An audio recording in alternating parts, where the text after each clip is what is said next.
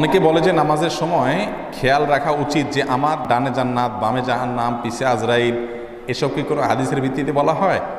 না ভাই, এটা কোনো হাদিসের ভিত্তিতে বলা হয় বলে আমার মনে হয় না। এগুলো আমরা অনেক আলেমদের কাছ থেকে, অনেক মৌলভী সাহেবদের কাছ থেকে শিখেছি বা শুনেছি। তারা এগুলো বলেছেন হয়তো আমাদের মনোযোগ ধরে রাখার জন্য, একটা বুদ্ধি দিয়েছেন আর কি, যে যাতে করে আমরা এগুলোর মধ্যে থাকি আর কি।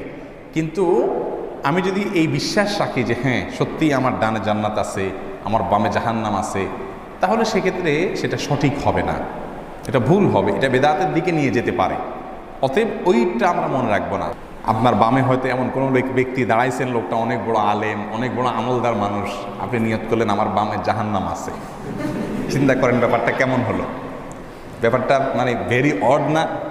আবার আপনার ডানে দেখা গেলো একজন বড় চোর, একটা বড় ডাকাত, দুর্নীতিবাজ দাঁড়াইছে, আপনি নিয়ত চিন্তা করতেছেন আমার ডান